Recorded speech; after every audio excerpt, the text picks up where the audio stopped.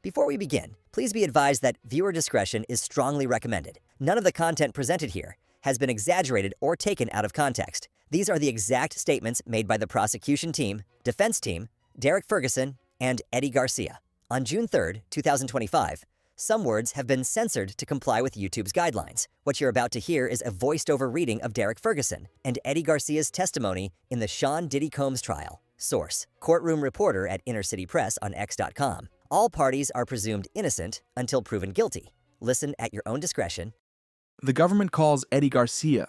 Where did you work on the day in question? The Intercontinental Hotel. I was told there was an incident involving Sean Combs. Do you see him here? Let me show you your sign-in sheet for that day. Yes, I signed that. Week ending March 10th, 2016. Could you monitor all the cameras? Not all, but more than one at a time. Would you be required to check the monitors? Yes. Did you initially recognize the individual involved in this incident? Not at first, but when I looked closer, yes, it was Mr. Sean Combs. And did you learn who the second individual was? Yes, Ms. Cassie Ventura. Why was law enforcement not called? Ms. Ventura did not request it. Did you review the incident report? Yes, there was an attachment that I didn't open on the computer, a video file. Did you receive a call? Yes. From who? Christina Corum with a New York area code. She asked if I had the video. What did she ask for? The video. She said Mr. Combs had been intoxicated and didn't remember exactly. At this moment, the defense objected, and it was sustained. Then they had a sidebar, then continued. What did you tell Ms. Corum? That she would have to talk to management. Did she reach out again?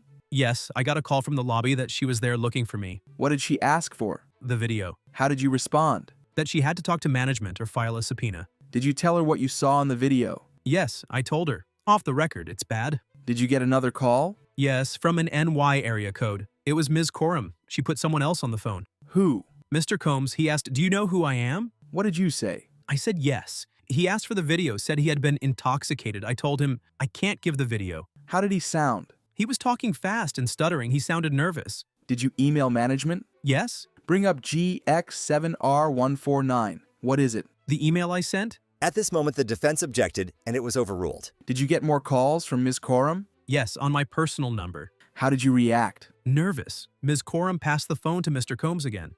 What did he say? That I sounded like a good guy, that he could help. That something like this could ruin him. He wanted the video. He said if it got out, it would ruin his career. I said I didn't have access to the server. He told me he believed I could make it happen. He would take care of me. What did you think he meant? Money for the video. What did you do? Reached out to my supervisor about it. Who was your supervisor? Bill Medrano. He told me he would do it for $50. What did you think that meant? He'd give the video for $50,000. What did you do? Called Christina, who put Mr. Combs on. He called me Eddie my angel. Mr. Combs told me I knew you could do it. Let's do it right away. I told Bill Medrano. What did he do? He went into the server room. Then he handed me a black USB and said, "Done." The video was in the USB. What did you do? Told Mr. Combs. Where did Mr. Combs want to meet? West LA. He said, "Let's get it done." He wanted the video as soon as possible. I told Bill Medrano. He told me to tell the others I was on an errand for him. GX8A104. What hours did you list? 1800.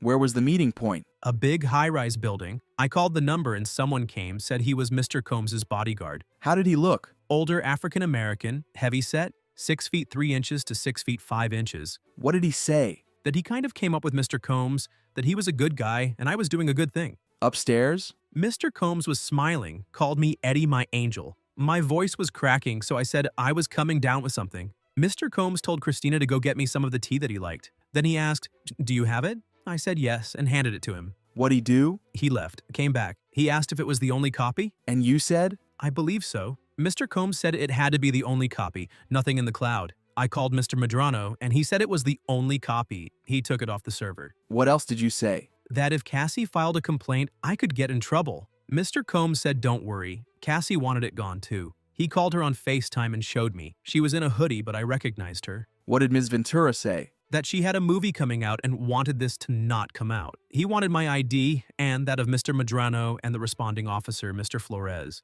But he is a very straight guy and probably wouldn't do it. I told Bill Medrano. What did Mr. Medrano say? We'd get Henry Elias, the other responding officer. When Mr. Combs saw the IDs, he looked at Henry's and said, "Yeah, that's him." Then he brought out the NDAs that I wouldn't speak about it. GXC-106. Do you recognize this? It states I have provided the only copy of the video. Did you read it? No, I was nervous. Were you given a copy? No. And the NDA? What were the liquidated damages? $1 million. How much were you making? $10.50 an hour. Then what? Mr. Combs put cash through the money counter. There were stacks of $10,000 at a time. The machine displayed at the end $100,000. Why the additional $50,000? For me and what he thought was Israel Flores. How did Mr. Combs give you the $100,000? In a brown paper bag. Was the bodyguard there? Yes. And Ms. Coram, was she present? I would say at some point, yes, I stood up. Signifying? That I'd be leaving. Mr. Combs escorted me to my car. He asked how I'd be spending it. He said not to make any big purchases.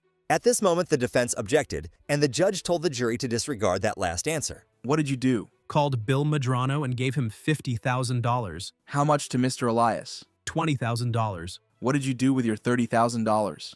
Bought a used car with cash. Did you hear from Mr. Combs again? Yes, he called and told me, Happy Easter if I ever needed anything. And did you reach out to him later? A few years later via Instagram, asking if there was work in LA. I never heard back. Mr. Flores, did you see this video again?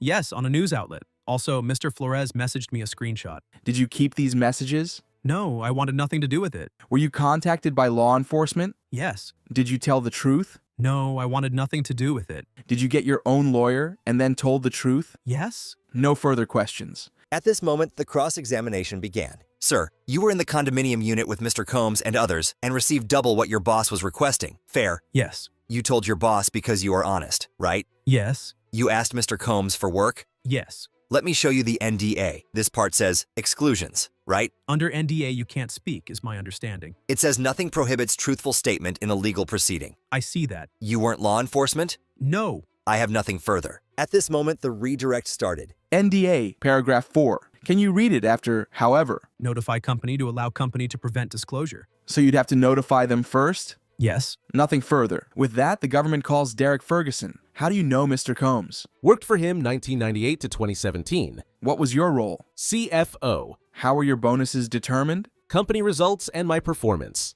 Were you responsible for managing Mr. Combs' personal finances? Yes, at times during my tenure. Who was your supervisor? Sometimes to Mr. Combs himself. How often did you interact with Mr. Combs? A couple of times a week. Later, he became more of a chairman. How did you communicate with him? Back then, pagers. Who is this? Paul. And these individuals? Roger Bonds and D-Rock. They were security. Was Mr. Combs the sole owner? Yes, 100% of Bad Boy Productions and films. What was his role? Creative and marketing. Did some ventures have partners? Bad Boy Records with Arista, also with Warner. Sean Jean Clothing had a partner. What were the profits? Very profitable. How was Mr. Combs paid? Sometimes salary, sometimes distributions from the companies. What is a distribution? If solely owned or passed through like S-Corp, the owner determines to draw down. Did each have a bank account? Yes. Could you sign on the accounts? Yes. Which banks did the Combs companies use? Citibank, HSBC, and Signature Bank.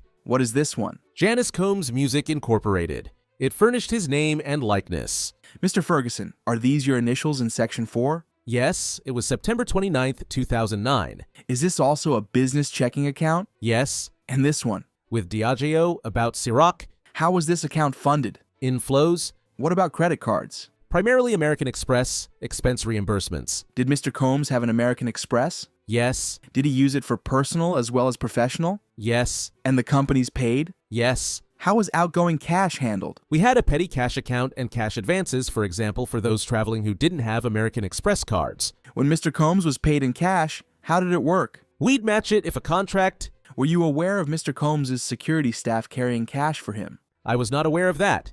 And when you were responsible for his personal finances, what did you do? Budget for the year. Properties? Inflows and outflows. What properties did he own?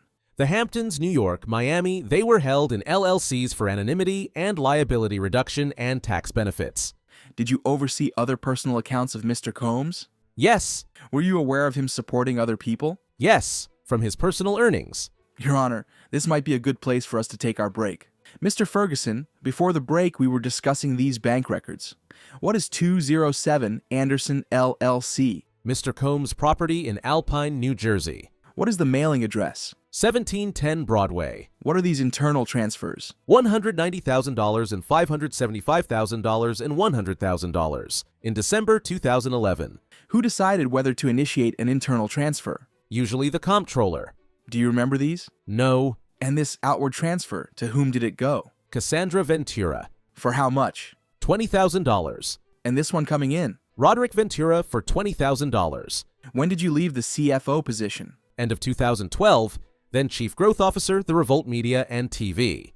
After you left, how often did you communicate with Mr. Combs? He texted me in 2024. I don't remember the day. Let me show you. I see. Nothing further. You grew up in the Bronx? Where did you go to high school? Stuyvesant. Where did you go to business school? Harvard MBA 1990. Then BMG Music Group? Yes, they own over 100 music labels worldwide. They own Arista, 50% of Bad Boy Records at a certain period of time. Could Mr. Combs then do whatever he wanted? No, there were Arista agreements. Coming from the Bronx, I thought he needed more companies that would hire people from the community. I saw that in Sean Combs. I thought it was a chance to have an impact. What was the onboarding? Interview, met some at Arista. So you didn't just meet Mr. Combs and get the job? No. How did Bad Boy change from 1999 to 2012? It added other businesses, records were getting competitive. Do you remember Notorious LLC? It was a magazine called Notorious. Bad Boy Records was established in 1993? I think it was in 1996. Did Bad Boy have connections to Interscope? Yes, and UMG, Rhino. Who is Andre Harrell? He founded Uptown Records, went to Motown, then back to Bad Boy. What was the spirits business called? Eventually it was called Combs Wines and Spirits. I was involved in the start with Diageo. What issues arose with Diageo? At this moment, the prosecution objected, and it was unclear if it was sustained or overruled. Were there differences about how to market? There are always differences of opinion. We had conversations. How do we drive it more? Was the brand everywhere like competitors? At this moment, the prosecution asked for a sidebar, then they continued. Were you concerned that Diageo was marketing Ciroc primarily in certain areas to certain people? My opinion? On your personal knowledge. The distribution was highly concentrated. The question was why. Diageo was marketing it more in urban areas than more broadly. Okay, what about Revolt? It was owned by Highbridge Capital Management, which was purchased by JP Morgan Chase. I think so. Highbridge had 2 seats? Yes, 2 of 5 seats on Revolt. What were you at Revolt? Chief Operating Officer. What did that entail? Finance, production. And Sean Combs wasn't in the management, right? He was not. Let's look at DX1901 about Combs Enterprises. Let's put up the redacted version. Here you have James Cruz and the HR officer after Vashta Wilson, Andre Harrell, and yourself. This is the team. What is digital? Your pause says enough. Personal versus business expenses. What's your accounting background? I was a CPA for a time. You never saw Mr. Combs sitting reviewing his American Express bill? No. When there was a partnership with another company, they would look at the books as well, right? Yes. Many high-profile people have personal assistants, yes? They do? Security was part of the business? Yes. Security's job was to be in close proximity with Mr. Combs so that no one would do something dangerous to him, right? Right. Let's talk about cash. What was the cash receipt form? When is it used? For example, touring. At this moment, the defense asked for a sidebar, then continued. Did you see anyone help Sean Combs commit crimes? No. Did you see anyone make the company stronger through coercion? Can you explain that one? What did you mean by coercion? Through, or anything like that? No. You were there 19 years. How hard was it? Building from scratch, long hours. Did you send Mr. Combs a text in November 2017? No. I'll show you. Did you tell Mr. Combs you learned so much from him? Yes. He pushed the entire team. He had passion. You're a religious man? At this moment, the prosecution objected, and it was sustained. You're on the board of his charter school? Yes. The school tries to work with at-risk children? At this moment, the prosecution objected, and it was sustained. Do you think highly of Mr. Combs? I don't know how to respond to that. Nothing further. At this moment, the redirect began. Was Revolt Films entirely separate from Revolt TV? Yes. Who was the head of Revolt Films? I don't know. Did you ever stay in a hotel room with Mr. Combs? No. On this org chart, who is the chairman? Sean Combs. And you see Christina Corum here. Yes. Do you see the name Mia? Development and acquisitions. Nothing further. At this moment, the recross began. You didn't go to his home or hotel because that's his personal life, right? At this moment, the prosecution objected, and it was sustained. Nothing further. And that was it for the day in the Diddy trial. What do you think about today's testimonies? Do you think these testimonies help the defense or the prosecution? Let me know in the comments down below, and I'll see you tomorrow.